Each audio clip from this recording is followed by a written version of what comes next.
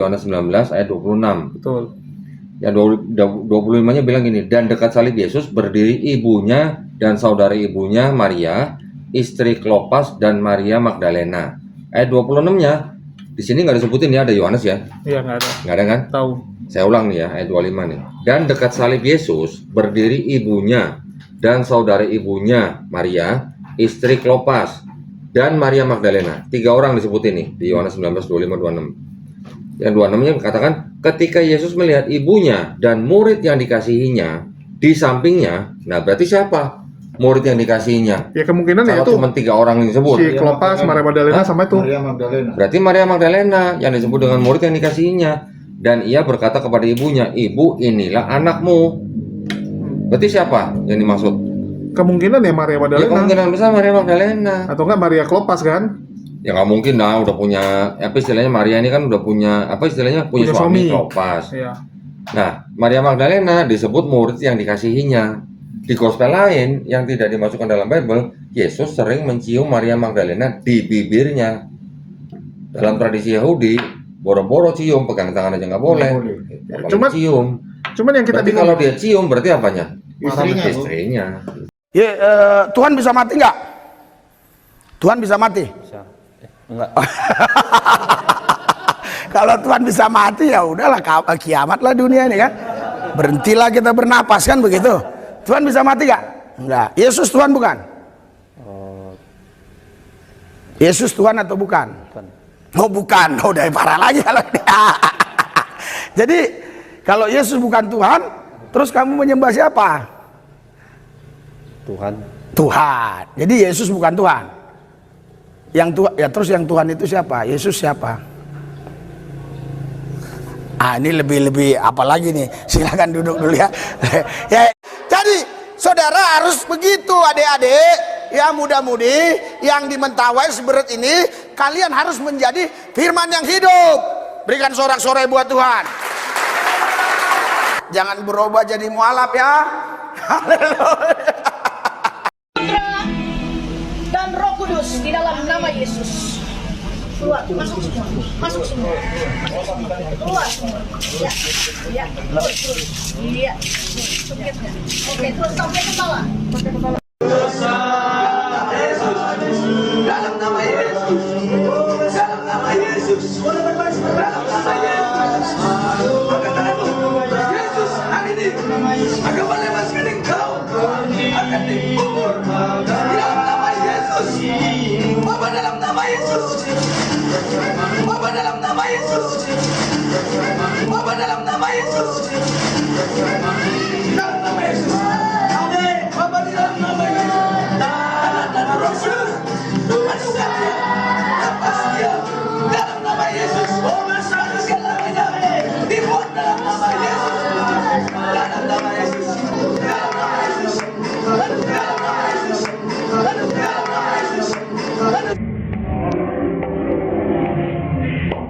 Selamanya dilepaskan, dihancurkan dalam nama Yesus, dalam nama Roh Kudus, lepas. Yesus, Yesus, dalam nama Yesus, dalam nama Yesus, dalam nama Yesus, dalam nama Yesus, dalam nama Yesus, dalam nama Yesus, lepas, lepas, lepas, lepas, lepas, lepas, lepas dari sikap ikatan, dalam nama Yesus. Bapa, lagi terbuka kasih dia, Bapa bagi dia, ayo melepaskan dia dari segala ikatan, kutukan keluar dalam nama Yesus, dalam nama Yesus, lepas dalam nama Yesus, Roh Kudus, dalam nama Yesus, Shalom, Shalom, Roh Kudus, Roh Kudus, keluar dalam nama Yesus,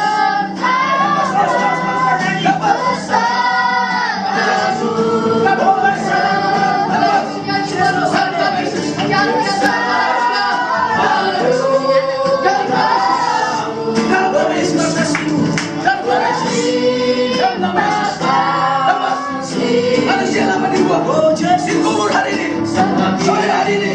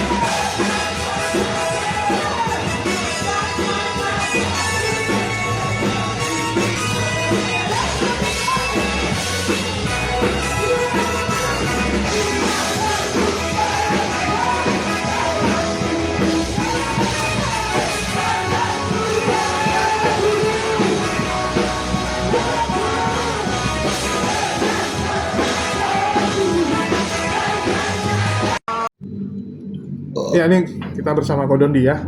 Jadi kok ini ada satu hal yang menarik yang banyak penonton penasaran ya. Waktu Kodondi itu debat dengan Pendeta Budi Asali, di mana Kodondi itu kan mengatakan kepada Budi Asali bahwa Bapak tahu nggak bahwa ada 973 ayat di Perjanjian Baru, 937 ayat di Perjanjian Baru yang terinspirasi dari Perjanjian Lama. Yang dikutip dari Perjanjian Lama. Bukan terinspirasi tapi kutip. Ya, dikutip. Kutip itu artinya sama total. Nggak semuanya sama persis, nggak semuanya. Tapi narasinya. Terinspirasi. Narasinya banyak diambil dari Perjanjian Lama. Contoh?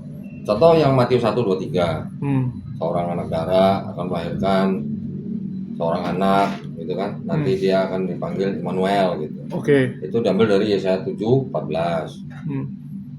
Nanti ada lagi yang di Mazmur 22, ya, kan sebutnya apa, Eli Azabtani, Lama Sabachthani. dikutip di Perjanjian Baru menjadi Eli lama Sabachthani. Oh, di Perjanjian Lama ada itu ya? Ada, tapi Azabtani ya, bukan Sabachthani ya. Artinya apa tuh Azabtani? Artinya mungkin kurang lebih sama, tetapi beda dialek gitu. Tapi itu artinya dikutip atau kejadian sesungguhnya? Karena kan menurut teman-teman Kristen benaran Yesus ngomong Eli lama Sabachthani. Nah, bagaimana mereka bisa menjamin bahwa itu kejadian sesungguhnya? Kalau yang nulis cerita itu aja nggak tahu siapa. Dan gimana cara dia dengar ya? Nah, sedangkan di dalam kisah cerita Yesus waktu udah disalib, itu ada murid-murid Yesus nggak? Ada murid yang dikasihi dibilang. Siapa? Laki apa perempuan? Menurut mereka itu Yohanes. Menurut mereka. Disebut nggak Yohanes? Nggak. Sedangkan yang disebut dengan murid yang dikasihi Yesus, itu nggak cuma Yohanes doang. Ada Yohanes anak Zebedeus ya, yang murid Yesus. Ada lagi Lazarus. Lazarus juga dibilang dikasihi. Kalau Ada lagi Maria Magdalena. oh itu sangat dikasihi. Oh, kalau itu malah sering dicium di bibirnya. Loh, bahaya tak? Bahaya tak? Sensor. Gawat. Oh, sensor ini yang ngomong. Oh, ada bukunya. Ada bukunya. Tenang aja. Iya, iya. Ini namanya The Gospel of Philip. Nggak, sekarang memangnya orang Yahudi itu ada tradisi untuk mencium bibir. Nggak boleh. Ya, kalau yang udah nikah boleh. The Gospel of Philip. Nah, ini adalah gospel yang tidak masuk ke dalam Bible. Namanya Nag Hammadi Scriptures atau Nag Hammadi Library. Gospel ini ditemukan di desa Nag Hammadi di Mesir. Ditemukan tahun 1945 setelah melalui beberapa kali perpindahan dalam pasar gelap. Akhirnya disimpan di universitas. Gue lupa universitasnya apa. Tapi ini kan banyak nih. Ini kira-kira ada 54 gospel yang tidak masuk ke dalam Bible. Ya, ini gospelnya nih. Ada Prayer of the Apostle Paul, Secret Book of James, Gospel of Truth, Treatise of the Resurrection dan sebagainya. Ada Gospel of Thomas with the Greek Gospel of Thomas, ada Gospel of Philip. Ada lagi nih The Book of Thomas, macam-macam Exegesis of the Soul. Ini sekian banyak nih. Ada Second Discourse of the Great Set, ada Revelation of Peter. Nah, yang mau saya bukain di sini nih. Berarti di apokrif itu, Gue. Sama orang Kristen ini disebut sebagai apokrifa. Disembunyikan. Arti awalnya dulu artinya disembunyikan atau dirahasiakan.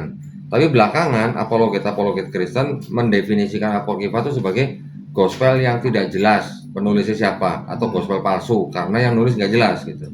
Kalau berdasarkan standarnya orang Kristen sekarang, apokrifa itu adalah gospel yang palsu karena tidak diketahui siapa yang nulis. Nah, 4 gospel Matius, Markus, Lukas, Yohanes juga nggak ada yang nulis, nggak tahu siapa yang nulis gitu. Berarti kalau menurut standar apologet sekarang, 4 gospel itu juga bisa disebut sebagai apokrifa karena 4 gospel yang masuk dalam Bible itu juga nggak jelas siapa yang nulis. Nama-nama Matius, Markus, Lukas, Yohanes itu adalah nama-nama yang diatributkan oleh bapak-bapak gereja di abad kedua. Yang pertama Santo Papias tahun 135 Masehi. Yang kedua Santo Irenaeus tahun 185 Masehi. Di dalam bukunya Against the Heresies. Nah, yang tadi Gospel of Philip nih. Wisdom and Mary of Magdala. Ini Mary of Magdala maksudnya Mary Magdalena. Wisdom who is called barren. Artinya kebijaksanaan yang disebut mandul adalah ibu daripada malaikat-malaikat. The companion of the Savior is Mary of Magdala. Pendamping daripada juru selamat adalah Mary Magdalena. The Savior loved her more than all the disciples. Juru selamat mencintai dia lebih daripada murid-murid yang lain. Dan dia, maksudnya Yesus, Savior, kiss her often on her mouth. Mencium dia atau sering mencium dia di bibirnya. Jadi bukan gue yang ngomong, ini yang ngomong. Iya, itu yang ngomong ya. Ya. Cuman yang Jadi cukup- kalau di Yahudi, kalau bukan mahram, boro-boro cium, pegang tangan aja nggak boleh. Gitu. Ya, yang cukup menarik gini kok, masalah, aduh ini gara-gara singgung ini pula ya. Kalau kita bicara murid yang dikasihi, ya, artinya kan banyak yang menganggap bahwa itu Maria Magdalena, bahkan buku itu juga ya mengartikan itu Maria Magdalena. Cuman kemana Maria Magdalena setelah Yesus disalibkan? Kok nggak ada kabarnya? Padahal kan Nah. tokoh penting. Kalau itu ceritanya sudah di luar Bible, ya di dalam Bible juga tidak diceritakan Maria Magdalena kemana. Tapi kan ada kalimat begini, kita buka aja ayat ini ya. Yesus mengatakan kepada Murid yang ibunya, dikasihi. kepada ibunya malah. Ya. Bentar. Kepada ibunya, bukan dia bilang kepada murid dikasihi, inilah Sebentar. ibumu. Ya, Oh, dia iya, suruh sebentar. dia suruh rawat ibunya kan, kalau tidak salah. Lihat ibunya dan murid yang dikasihinya di Ya. sampingnya, berkatalah ia kepada ibunya, bukan kepada murid yang dikasihi ya. Ya. Ibu, inilah anakmu. Ya, itu di Yohanes 19 ayat 26. Betul. Ya 25-nya bilang gini, dan dekat salib Yesus berdiri ibunya dan saudari ibunya Maria, istri Klopas dan Maria Magdalena. Ayat 26-nya di sini nggak disebutin ya, ada Yohanes ya, Iya, nggak ada. nggak ada kan? Tahu. Saya ulang nih ya, ayat 25 nih. Dan dekat salib Yesus berdiri ibunya dan saudari ibunya Maria, istri Klopas dan Maria Magdalena. 3 orang disebutin nih di Yohanes 19, 25, 26. Yang 26-nya katakan, ketika Yesus melihat ibunya dan murid yang dikasihinya di sampingnya, nah berarti siapa murid yang dikasihinya? Ya kemungkinan ya Kalau itu cuma 3 orang yang disebut, si Klopas, Maria Magdalena sama itu. Maria Magdalena. berarti Maria Magdalena yang disebut dengan murid yang dikasihinya. Dan ia berkata kepada ibunya, ibu inilah anakmu. Berarti siapa yang dimaksud? Kemungkinan ya Maria Ya Magdalena kemungkinan besar Maria Magdalena. atau enggak Maria Klopas kan? Ya nggak mungkin lah, udah punya apa istilahnya, Maria ini kan udah punya apa istilahnya, punya Punya suami suami. Klopas. Iya. Nah, Maria Magdalena disebut murid yang dikasihinya. Di gospel lain yang tidak dimasukkan dalam Bible, Yesus sering mencium Maria Magdalena di bibirnya. Dalam tradisi Yahudi, boro-boro cium, pegang tangan aja nggak boleh. Nggak boleh. Apalagi Cuman- cium. Cuman yang kita Berarti bingung, kalau dia cium berarti apanya? Istrinya, Bu. Istrinya. nggak, yang kita bingung gini, tiba-tiba kan Paulus mengajarkan tentang wanita tidak boleh mengajar gitu ya. Padahal waktu zaman Yesus Maria Magdalena termasuk murid yang aktif kan, untuk istilahnya jadi senior lah Kalau dibandingkan dalam murid lain. tradisi-tradisi yang di luar Kristen, Maria Magdalena ini termasuk pendamping Yesus yang paling setia. Yang paling pintar lagi. Yang malah. paling pintar, yang paling setia ya. Ini saya sebutin nih. Siapa murid yang dikasih ya, disebutin ya. Di Yohanes 20 ayat 1 sampai 10 dan Yohanes 21 ayat 24 itu yang disebutkan adalah Yohanes anak Zebedeus. Pertama ya. Yang kedua itu ada di Maria Magdalena di Gospel of Philip yang tadi saya tunjukin ya. Kemudian di Yohanes 11 ayat 3 sampai 5 itu Lazarus. Kemudian juga di Nag Hammadi juga disebutkan Yakobus, saudara Yesus juga murid yang dikasihi. Pendeta atau murid yang tidak dikenal. Nah, siapa nih? Brian J. Kepper mengutip di E.H. Whiteley yang mengatakan bahwa murid yang dikasihi adalah penyedia perjamuan kudus. Bahwa bahasa cinta secara khusus berkaitan dengan kelompok-kelompok Yahudi yang mengungkapkan ciri-ciri sosial khas agama virtuoso dalam komunitas-komunitas asketis. Yang kedua, Richard Bauckham, sarjana Perjanjian Baru Inggris. Mungkin yang dimaksud murid yang dikasihi adalah anggota yang sangat canggih dari klan keluarga imam besar yang sangat luas. Kalau dari Gerd Tyson dan Annette Merce berpendapat bahwa kesaksian itu mungkin datang dari seorang murid yang kurang dikenal, mungkin dari Yerusalem. Tuh. Jadi, murid yang dikasihi nggak cuma satu, banyak gitu. Tapi waktu yang kejadian itu ya pas cuman ada itu kan, waktu disalibkan. Iya. Ya, yang waktu di dekat salib udah ditulis, cuman ada Maria ibunya Yesus, Maria istri Klopas, dan Maria Magdalena. Oh, udah cuma 3 orang. Nggak disebutin Yohanes nggak disebutin Yohanes anak Zebedeus. Oke. Kalau ada gereja yang mengatakan atau pendeta yang mengatakan bahwa murid yang dikasih di Yohanes, berarti asumsi, karena namanya nggak disebut. Karena dibilang nggak salah murid yang dikasih pernah ikut waktu menjalaikan.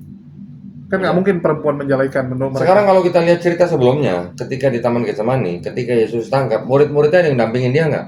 Nggak ada. Nggak ada, semuanya lari. Kabur. Kabur kan? Sembunyi. Nah, semuanya pada lari. Ada nggak cerita Yohanes anak Zebedeus mendampingi Yesus di sidang sampai ke salib gitu? Nggak ada. Nggak ada. Pada kabur. Nah. Ya kalau kita cuma berdasarkan teks, kita nggak mengarang-ngarang, kita nggak nambah-nambahin. Ya, yang bikin penasaran sosok sepenting Maria Magdalena kok nggak ada lagi di Bible ya setelah Yesus hilang atau sudah diangkat. Ya kan memang selesai gospelnya.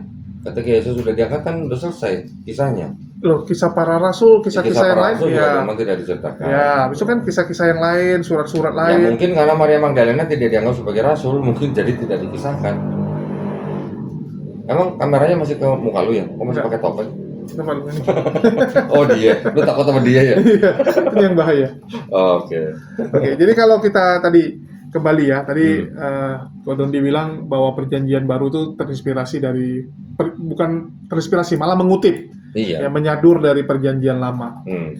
Dan kemarin tuh Pendeta Budi Asali juga mengakui, kalau kita lihat ya, mengakui bahwa banyak dia bilang ya, walaupun dia nggak tahu angka yang pasti, Iya. malah Kodondi yang tahu angka yang pasti. Iya. Jadi ini apaan gitu? Ilham Roh Kudusnya mana gitu? Nah itu makanya kan saya tanya sama Pak Pendeta Budi Asali. Jadi kalau hampir 1000 ayat dikutip dari perjanjian lama, ya, yang mengutip adalah penulis-penulis perjanjian baru. Jadi penulis-penulis perjanjian baru ini terinspirasi oleh Roh Kudus atau terinspirasi oleh perjanjian lama gitu. Ya, Dan, double dua-dua mungkin. dan dari Matius sampai Wahyu yang paling banyak mengutip yang mana? Tahu nggak? Nggak tahu. Wahyu. Loh, Wahyu ngutip, tapi penglihatan itu. Iya, kitab Wahyu itu yang paling banyak mengutip dari PL. Ada 245 ayat.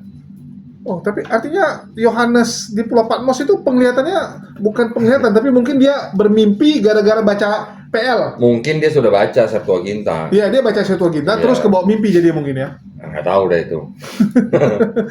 Jadi tiba-tiba mendapat penglihatan kan? Ya. Jadi kalau dianggap penglihatan, tapi 245 penglihatan itu berasal dari PL, apakah itu bisa sebagai penglihatan gitu? Ya. Dan paling banyak kitab Wahyu itu mengutip dari mana? Dari Daniel. Gitu. Lucu juga sih. Bagaimana dong? Kalau banyak mengutip dari Daniel, terus mau dibilang itu sebagai ini Revelation gitu? Berarti itu bukan wahyu kok, Apa dong? kutip ayat. Kutip ayat. Iya, Jadi itu kitab suci atau kitab kutip? kitab kutip diduga. Oh, kutip. Tapi Oh, gini, diduga. nah, ini pakai kitab kutip. pakai kata diduga dia. Tapi gini, Iya, itu. kan tadi udah dibilang, orang Kristen cara memandang kitab suci beda dengan Muslim. Kalau Muslim kan jelas, kitab suci itu adalah firman Allah yang disampaikan kepada manusia, tidak boleh ditambah, tidak boleh dikurang. Ya, satu huruf pun, satu kata pun tidak boleh diubah. Oh ya. Sedangkan mereka kan inspirasi. Namanya inspirasi bisa dari mana saja. Tunggu sebentar. Inspirasi. Loh. Diduga mengarang. Itu kan diduga mengarang. Tapi kan mereka bilang diinspirasi Roh Kudus. Ya bisa jadi Roh Kudusnya juga adalah Roh Kudus yang sama menginspirasi perjanjian lama. Saya mau minta, coba Andre Tunggal tanggapin dong, ya. Jadi kalau saya sering buka ini ke orang-orang Kristen yang akhirnya bersahadat di sini, kok nggak pernah ditanggapin ya sama Andre Tunggal? Kok masa? Yang khusus ini nggak? Khusus ini. Oh ini boleh Khusus nih. ini nggak pernah Berjilid-jilid kita ditanggapin. buat. Iya. Ini tolong di shoot nih. Ayat 7. Sebab ada 3 yang memberi kesaksian di dalam surga, Bapa, Firman, dan Roh Kudus. Dan ketiganya adalah satu. Dan ada 3 yang memberi kesaksian di bumi. Ada catatan nih. Ayat 7 sampai 8 di dalam surga sampai kata di bumi. Bagian ayat ini tidak terdapat dalam naskah-naskah Yunani yang paling tua dan tidak pula dalam terjemahan-terjemahan kuno, bahkan tidak dalam naskah-naskah paling baik dari Vulgata. Bagian ini kiranya aslinya sebuah catatan di pinggir halaman salah satu naskah terjemahan Latin yang kemudian disisipkan, ingat ya, disisipkan ya, ke dalam naskah-naskah oleh penyalin dan akhirnya bahkan disisipkan, sekali lagi disisipkan nih, ke dalam beberapa naskah Yunani. Karenanya bagian ini pasti tidak asli. Ingat ya, pakai pasti ya. Iya. Pasti tidak asli. Kalau tidak asli apa? Palsu. Nah, lu yang ngomong, bukan gua ya. Nah, tolong tanggapin ini. Jadi yang ngomong Bible ada ayat tidak asli, bukan gua. Ini yang ngomong. Dan ini baru satu dari sekian Tunggu, banyak. ini cetakan Donditan mungkin. Enak aja. Nih, lihat nih. Nih apa nih? Bacain. Kitab suci Katolik. Katolik. Ya, kitab suci Katolik. Ini apa? Tidak diperdagangkan. Tidak untuk diperdagangkan. Kitab Suci Katolik dengan pengantar dan catatan lengkap 2009 dipersembahkan kepada umat Katolik Indonesia oleh Direktorat Jenderal Bimbingan Masyarakat Katolik Departemen Agama Republik Indonesia. Resmi nggak? Resmi. Nah ini siapa nih? Percetakan Arnoldus Ende. Nanti kalau disangka beda sama TB, baca ini nih. Teks Alkitab Perjanjian Lama dan Perjanjian Baru dalam bahasa Indonesia. Ini C kan berarti kan copyright. Ya. Nah, hak cipta nih, Lembaga Alkitab Indonesia tahun 1974. Berarti ini TB1 yang ada di sini. Perjanjian Lama dan Perjanjian Baru. Oke. Terus apa lagi nih? Pengantar dan catatan lengkap, copyrightnya siapa? Lembaga Biblikal Indonesia. Nah ini dari kalangan Katolik. Cetakan 2009 3.000 eksemplar. Layout dan apa nih? Pencetakan oleh Percetakan Arnoldus Ende. Imprimatur MGR. Siapa nih? Donatus ya. Donatus Jagob. Nah, SPD, Uskup Agung ND. Apa nih nama kota nih? Dona. 1976. Nah, tahu nggak ini diterjemahkan dari mana? KJV. Bukan. Nih. Nih. The Jerusalem Bible. Tahun berapa nih? Ada tahunnya nggak nih?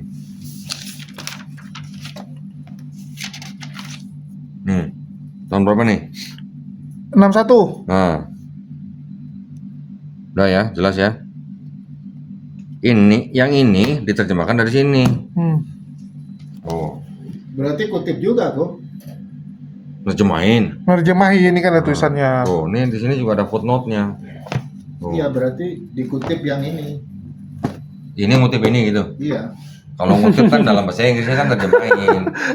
Lu Ini cari masalah aja ini memang satu nih. masalah dulu. Nanti dihantam lu sama Oten. Nah, jadi ini yang tadi saya bacakan itu baru salah satu dari ayat yang disebut tidak asli. Masih banyak yang lain. Belum salah 1000 ya. Mau contoh lain? Contoh lain nggak? Boleh. Tapi mereka selalu bilang gini, tidak asli belum tentu palsu. Bisa jadi juga ya belum diketahui saja. Kalau gitu. tidak siapa? Kata lainnya. Ya, tidak tahu. Ya pasti palsu lah. Semi. Kan KW juga boleh kan? Kalau gini, Barang KW kalau kan tidak gini, asli. karenanya bagian ini mungkin tidak asli. Nah, itu mungkin bukan palsu. Tapi ini pasti. Atau mungkin karenanya bagian ini kira-kira Diduga. tidak asli. Diduga. Atau mungkin diduga tidak asli. Nah, itu mungkin bisa Iya. jawab gitu. Tapi ini pasti tidak asli. Wah, Pakai pasti. Jelas. Berarti apa? Palsu. KW bisa juga. KW mirip asli. Nih. Matius 17 ayat 21. Jenis ini tidak dapat diusir kecuali dengan apa Berdoa nih? dan puasa. Berdoa dan berpuasa. Ini apa nih katanya? Ayat ini tidak asli dalam Matius, tetapi dia apa nih? Diambil dari Markus 9:29 dengan ditambahnya apa? Dan berpuasa. Tuh. Udah diambil, ditambahin lagi. Itu firman Tuhan atau penambahan? Nih, Matius 18 ayat 11. Ada footnote-nya. Karena anak manusia datang untuk apa? Menyelamatkan yang hilang. Ayat 11. Ayat ini tidak terdapat dalam apa nih? Kebanyakan naskah Matius. Kiranya tidak asli dan diambil dari Lukas 19:10.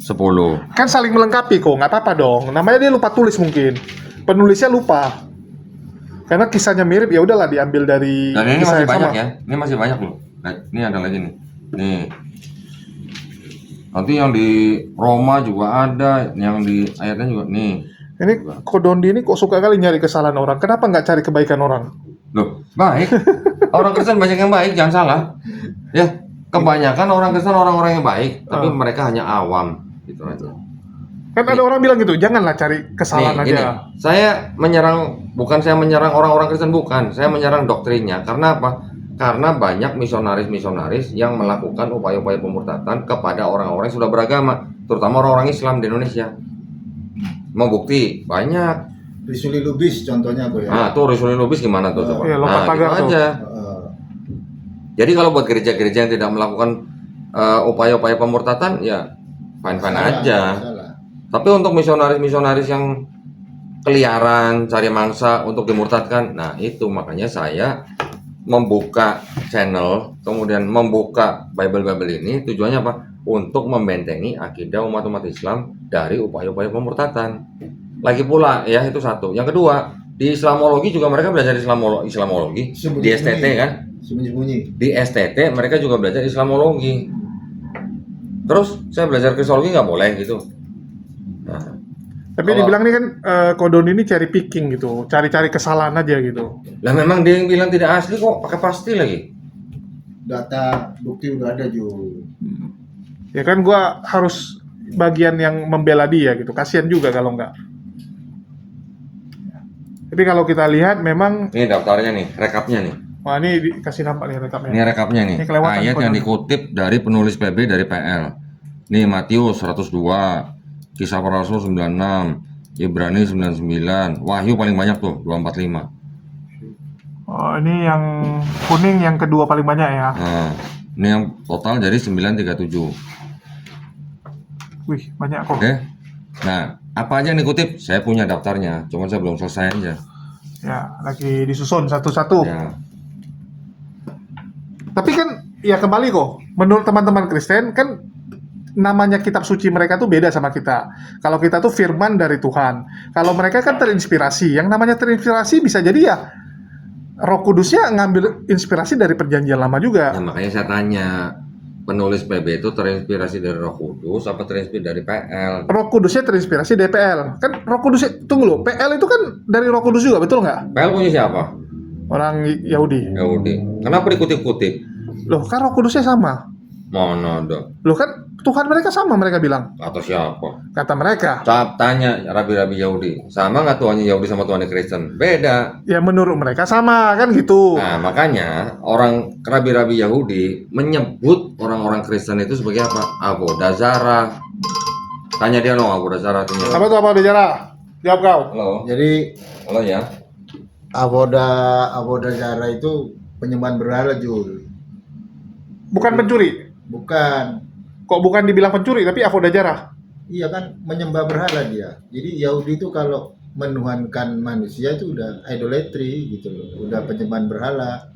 Kalau menyembah pohon, Nah itu Bang beda Coba, lagi. Dik, Dika, tolong ambilin Hah? makanan di pintu Beda keluar. lagi. kalau nyembah matahari, Pintu keluar ya, berarti dekat circle K. Sama berhala Pintu juga. keluarnya. Kalau berhalanya Gosen. kawin? GoFood. Sama juga lah Jul. Udah kayak Oten kok. Ya baik teman-teman. Ini ya. Jadi kalau kita lihat kan, teman-teman Kristen kan mengklaim kok kalau ya Tuhan kami sama, dan orang-orang yang ada di perjanjian lama juga pastinya terinspirasi dari Roh Kudus. Roh Kudus yang sama. Jadi apa salahnya? Ini kan kelanjutan gitu. Sekarang gini pertanyaannya, orang-orang Yahudi mengimani nggak Roh Kudus? Ada nggak Roh Kudus nggak ada. di Yahudi? Nggak ada. Mereka nggak tahu ada Roh Kudus. Kristen ya benar, orang Yahudi. Gimana ceritanya orang Yahudi yang nulis Tanakh, masa mereka yang nggak tahu?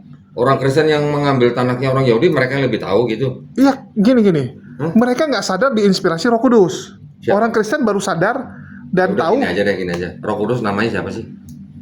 ya Roh Kudus. Memang Roh Kudus itu nama. Nggak semua harus ada nama kok. Oh, jadi nggak punya nama Roh Kudus. Nggak punya nama. Nggak perlu nama. Nggak perlu nama. Jadi masa Tuhan nggak punya nama? Ya dia bilang ngapain Tuhan harus ada nama? Oh, terus Bapak siapa namanya? Itu julukannya Bapak. Iya, namanya siapa? Nama pribadinya. Versi Yahudi atau versi Kristen? Kan ini tadi ngomongin Kristen.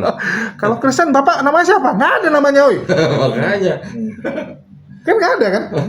Ada nanti pendeta bilang Bapak itu namanya Yesus katanya. Itu oneness dong. Itu Yehosua katanya. Itu oneness kok. Enggak, bukan oneness. Ada pendeta Trinitas yang mengatakan bahwa Bapak itu namanya Yesus, yang di dalam bahasa Ibrani Yehosua, yang mana Yehosua itu artinya Tuhan menyelamatkan gitu ya. Jadi pendeta ini berusaha menyamakan Yehosua ini dengan Yod-Heh-Vav yang ada di perjanjian lama. Oh iya, karena yang menyelamatkan. Nah, kita kan dari kalangan Kristen sendiri mereka punya yang namanya strong number, ya.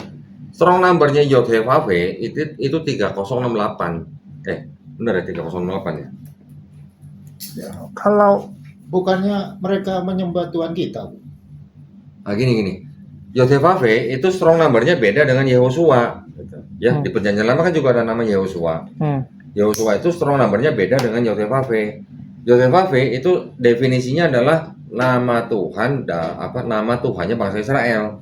Kalau Yehosua itu definisinya adalah Tuhan menyelamatkan. Lah bagaimana ceritanya orang strong number aja beda, aku mau disamain? Tapi aku agak bingung juga sih. Kenapa Yahudi nggak punya Roh Kudus, tiba-tiba Kristen punya Roh Kudus? Siapa yang mulai itu sih? Nah ini gini. Kenapa kok Kristen akhirnya menciptakan sosok Roh Kudus? Ya kan? 3 abad pertama, ya 3 abad pertama Masehi, nggak ada bapak-bapak gereja ngomongin Roh Kudus. Oke? Kenapa kok akhirnya menjadi 3? Ada Bapa, ada Yesus, ada Roh Kudus. Awalnya cuma Bapa, kemudian Yesus dianggap punya hakikat yang sama. Enggak, itu yang Bapa. itu Tuhannya kok. Tunggu sebentar. Nah, ini kan baru 2 nih. Ada Bapa, ada Yesus. Tiba-tiba ada Roh Kudus. Dari mana? Karena orang-orang di sekitar situ itu semuanya memang sudah terbiasa menyembah Tuhan yang triad. Triad itu artinya 3 tapi 1 tapi 3 gitu. Ya, Aristoteles bicara, menurut perkataan orang-orang Pitagoras, alam semesta ini dibatasi dengan angka 3, awal, tengah, akhir. Menggunakan hukum alam semesta itu, kami gunakan untuk menyembah dewa-dewa kami, kata Aristoteles. Oke, berarti 3 kan? Iya. Nah, di Sumeria juga 3, di Babilonia juga 3. Malah di Babilonia itu ada Trinitas pertama di dunia, ya. Sebelum ada Trinitas Kristen, sudah ada Trinitas di Babilonia 2000 tahun sebelum ada Yesus. Siapa? Namrus, Tamrus, Semiramis. Ini Trinitas pertama. Kemudian di Persia juga ada 3. Di India ada 3 Trimurti. Di Mesir juga ada 3. Ada Osiris, Horus, Ra. Di Eropa juga ada 3. Ada Dewi Madonna, badan 1 tapi 3 muka. Semuanya 3. Nggak ada yang 4, nggak ada yang 5, nggak ada yang 10. Ya kok bisa kompak kok? Kan nggak Nah itu makanya pertanyaannya. telepon mereka. Pertanyaannya kenapa berhenti di angka 3? Yaitu karena memang orang-orang di sekitar Mediterranean itu sudah terbiasa menyembah Tuhan yang triad. Triad itu 3 tapi 1 tapi 3 gitu. Sama kayak lampu merah. Merah. Ya karena 3 angka kesempurnaan menurut mereka. Iya, yang membatasi alam semesta awal, tengah, akhir gitu. Ya kenapa dipilihnya Roh Kudus bukan yang lain, bukan Maria? Kalau yang Maria itu kan memang ngambil dari yang Mesir dan Persia, Babilonia. Kalau Roh Kudus ini kan dianggapnya karena yang yang menjadi wakil daripada Bapa gitu. Ya tapi kan Roh Kudus belum pernah kita melihat hasil karyanya secara langsung. Ada nggak yang pernah lihat? Kan di Gospel kan diceritakan ketika peristiwa Pentakosta gimana? Turunnya Roh Kudus. Turunnya Roh Kudus. Iya. Kemudian waktu Yesus dibaptis, turun Roh Kudus dalam bentuk burung Betul, merpati. turun. Tapi apa yang sudah dia lakukan? Kan dia nggak melakukan apapun. Yang melakukan itu yang waktu Pentakosta, orang bisa berbicara berbahasa roh. Apa hebatnya berbahasa roh? Lalu bukan dulu bisa. Enggak, gue nggak bisa. Gue ikut-ikutan aja.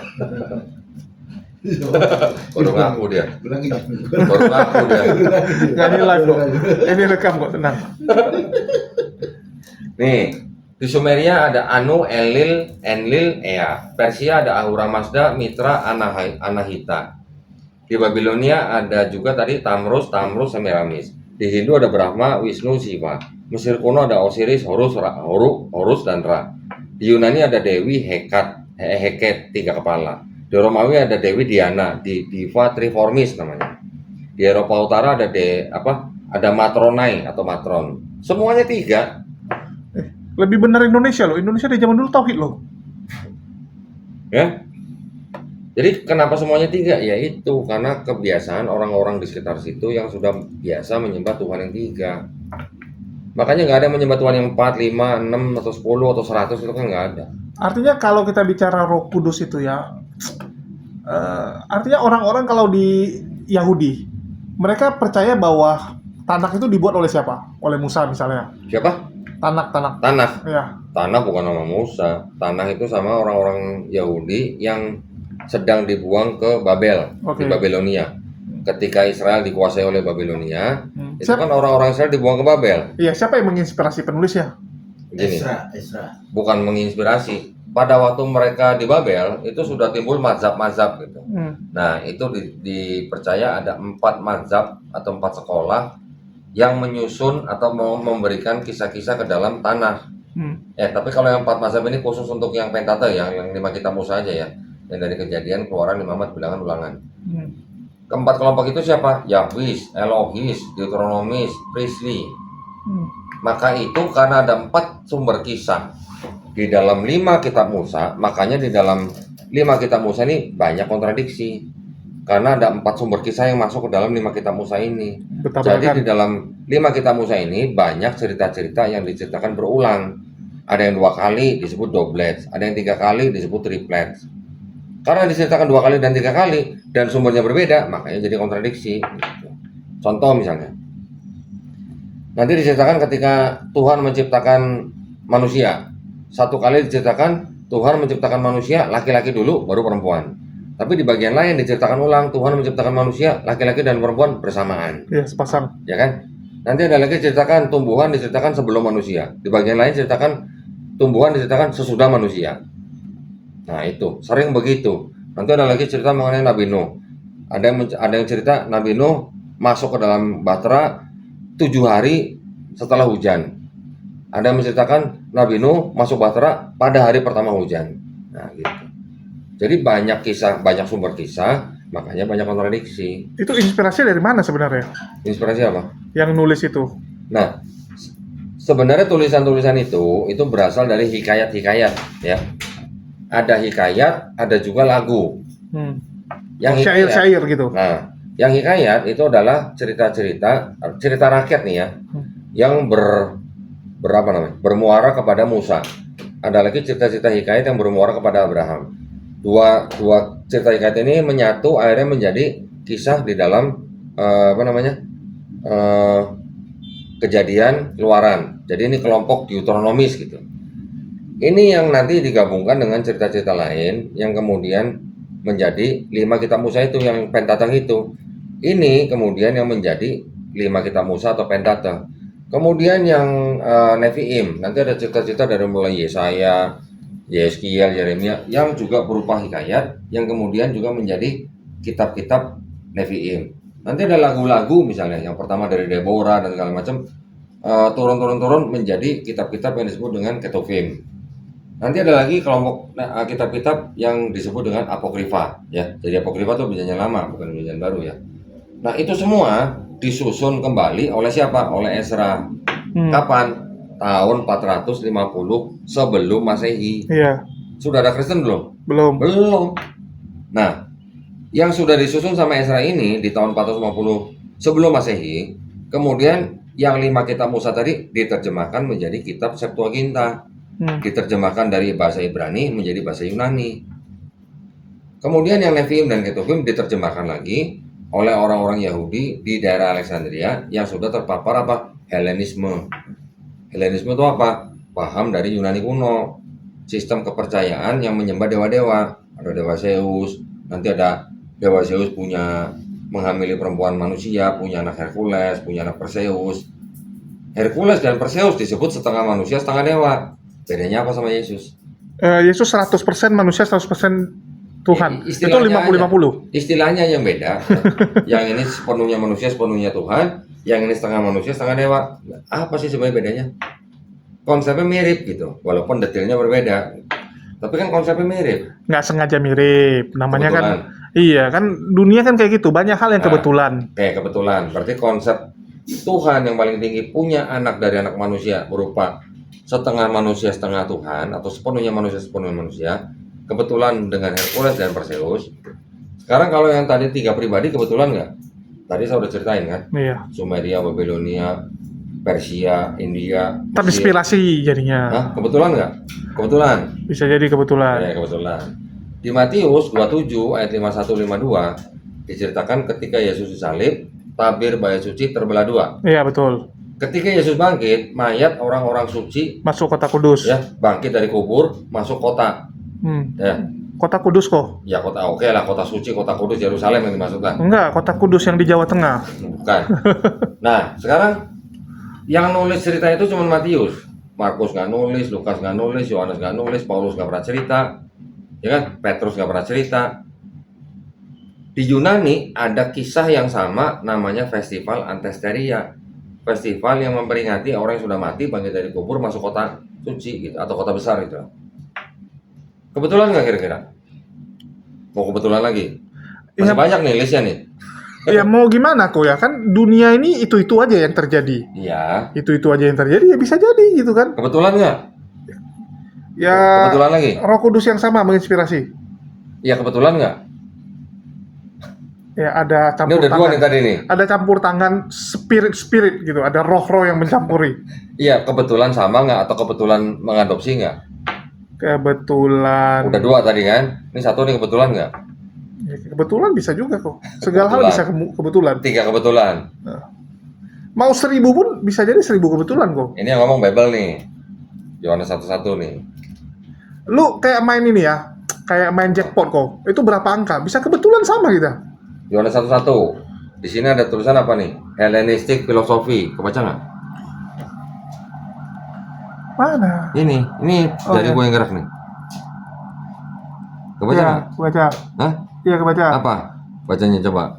Hellenistic philosophy. Nah, kebetulan nggak, Pagan? Ini apa sih yang lu Ini kasih nih, nama? New American Bible. Oh, ini American Bible. Oke. Loh, Oh, jadi dia mengakui. mengakui. Kok mau? Nggak tahu. Lo nggak dimarah dia? Kebetulan nggak, Pagan? Ya kalau buku itu bilangnya Pagan, buku itu. Lah iya berarti kebetulan nggak, Pagan? Enggak. Nah, berarti yang tiga tadi kemungkinan kebetulan nggak? Kemungkinan kebetulan bisa juga. Ya menghibur lah kok. Yohanes 6 ayat 51 sampai 54. Perjamuan kudus. Inilah tubuhku dan inilah Enggak, jadi menurut darahku. Kodoni perjamuan kudus itu tidak terjadi. Makanlah tubuhku dan minumlah darahku yang dilambangkan dengan roti dan anggur. Itu sama dengan tubuh dan darahnya dewa Osiris di Mesir. Ya. Ya, barang siapa makan tubuh dan minum darah Osiris memperoleh hidup yang kekal. Di Yohanes 6 juga Yesus bilang, barang siapa makan dan minum darahku memperoleh hidup yang kekal. Enggak, jadi menurut Kodoni itu enggak terjadi. Kebetulan nggak kira-kira? Ya kebetulan aja. Nggak, kalau nggak artinya Anda ingin menjangga bahwa tidak ada perjamuan kudus. Jadi gini, kalau sebuah tulisan yang tidak diketahui siapa yang nulis, ya beda dengan hadis ya. Kalau hadis yang menulis yang Ada sanadnya menceritakan jelas. siapa sanadnya jelas, perawinya jelas. Bahkan perawi-perawi ini masuk ke dalam kitab-kitab nih. Perawi-perawi ini pernah bohong apa enggak, Ya, kualitas segala macam, orangnya. soleh apa enggak, semuanya ada dalam kitab-kitab. Ini sebuah kitab yang menceritakan peristiwa perjamuan kudus, tapi yang nulis nggak jelas. Udah gitu kok sama dengan yang di Mesir gitu. Kira-kira gimana? Bisa dipercaya nggak? Gitu. Ya, karena memang kita bilang hadis itu masih lebih mantap karena riwayatnya jelas, Bukan masih lebih mantap, jauh lebih mantap. Jauh lebih mantap. Gitu. Kan gimana kalau kita membaca sebuah buku terus nggak jelas siapa yang nulis, terus juga apa namanya, banyak kesamaan-kesamaan dengan kepercayaan-kepercayaan orang lain gitu. Tapi teman-teman Kristen sering bilang gini, saat saya membaca, saya seperti berbicara dengan Tuhan. Ya, itu kan hanya perasaan. Oh ya. Siapa nih? Homeric Epics and the Gospel of Mark. Ternyata Gospel of Mark menyadur dari Homer. Iya. Apa? Homer menulis kisah tentang siapa? Dionysus. Siapa Dionysus apa Odyssey? Gue lupa. Odyssey, sorry. Nih, kesamaan-kesamaan dalam novelnya Homer dengan Markus. Bayangin. Ini juga Odyssey, Markus. Ceritanya mirip. Cuma diganti-ganti aja nama orangnya, nama tempatnya. Nih, Odyssey, Markus. Ceritanya mirip nih, Odyssey, Markus. Odyssey, Markus. Ini beli di mana bukunya kok? Kirim ke aku. Jadi toko buku lah, masa toko roti. Ya. Jadi gaya penulisan Markus yang mengutip dari tulisan-tulisan Homer itu disebut apa? Mimesis. Ya. Mimesis. Jadi bisa disimpulkan sendiri. Ini Markus menyadur dari tulisan-tulisan Homer. Yang Yohanes menyadur dari tulisan-tulisan Euripides. Jadi bukan tentang Odyssey. Bukan kisah hidup Yesus. Simpulkan sendiri lah ya. Oke, makan dulu. Oke, makasih.